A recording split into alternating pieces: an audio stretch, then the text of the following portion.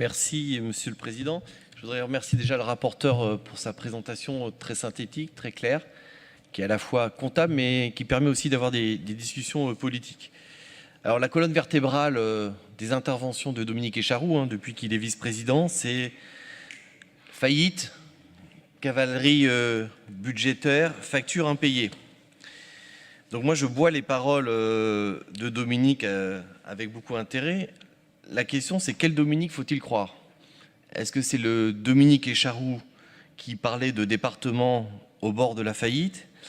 Ou est-ce que c'est le Dominique Echaroux qui, lorsqu'il évoque le compte de gestion, parle de bonne santé financière du département de l'Essonne, qui dit qu'on n'a aucun problème, qu'on a 5 milliards d'actifs, qui est d'ailleurs important, parce que les actifs, c'est souvent ce que l'on met en vis-à-vis de la dette. Parce que quand on a 1 milliard de dettes mais qu'on n'a pas d'actifs, c'est gênant. Quand on a 1 milliard de dettes et qu'on a 5 milliards d'actifs, c'est différent de la manière de l'aborder. Et donc, est-ce que c'est donc le Dominique Echaroux qui criait au loup et à la disparition du département, ou est-ce que c'est le Dominique Echaroux qui dit qu'on n'a aucun problème et que le département se porte très bien? Parce que je veux bien qu'en 3 ans, on soit capable de passer de l'abîme au soleil, mais à ce moment-là, ça veut dire qu'en termes d'innovation, on a créé des fusées supersoniques dans le département de l'Essonne, très utiles pour les finances de la collectivité. Si on parle justement de l'aspect du décalage des dettes sociales, il avait été dit et rappelé que c'était notamment lié à un choix assumé par rapport à un retour à meilleure fortune des DMTO.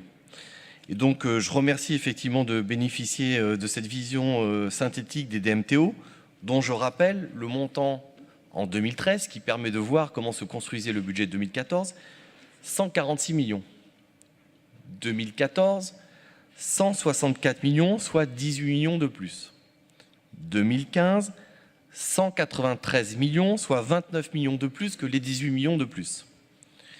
2016, 202 millions, soit 9 millions de plus que les 29 millions de plus que les 18 millions de plus. 2017, 233 millions, soit 31 millions de plus que les 9 millions de plus que les 29 millions de plus que les 18 millions de plus. Et 2018, 226 millions, certes 7 millions de moins, mais que les 31 millions de plus, que les 9 millions de plus, que les 29 millions de plus, que les 18 millions de plus. Ce qui fait, lorsque l'on fait la somme cumulée par rapport à un fonctionnement à 146 millions de ce qui a été obtenu sur la période, nous sommes à une coquette somme de 208 millions d'euros. Si l'on rajoute à ça l'effort consenti par nos contribuables électeurs essonniens, en 2016, augmentation des impôts, plus 76 millions d'euros. 2017, plus 80 millions d'euros qui s'ajoutent aux 76 millions d'euros sur les deux budgets. 2018, plus 95 millions qui s'ajoutent aux 80 millions et aux 76 millions des 2 années précédentes. Soit une coquette somme de 251 millions d'euros. Si vous rajoutez 251 millions d'euros à 208 millions d'euros, j'avoue, on est en dessous du demi-milliard, on n'est qu'à 459 millions d'euros. Donc effectivement, avec ces recettes supplémentaires, le miracle est possible, et il a eu lieu.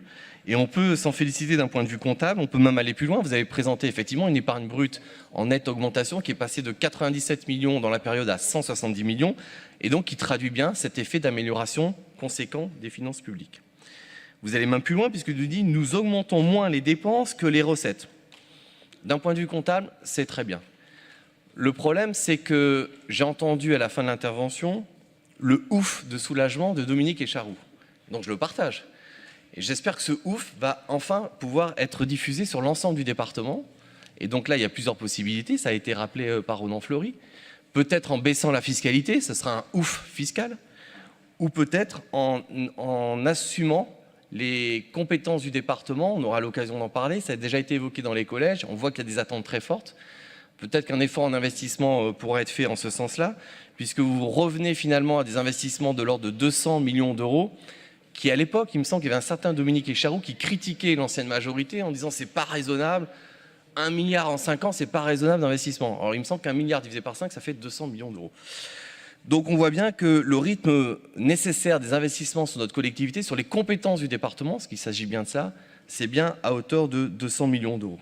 Donc peut-être le ouf se traduira-t-il en investissements et en travaux nécessaires sur notre département.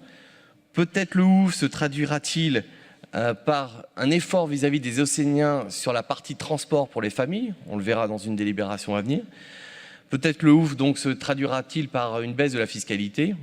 Et sûrement que le ouf se traduira-t-il par un effet sur les 3 sujets. Voilà, je vous remercie. J'aurai des questions plus précises par la suite si nécessaire en fonction des réponses.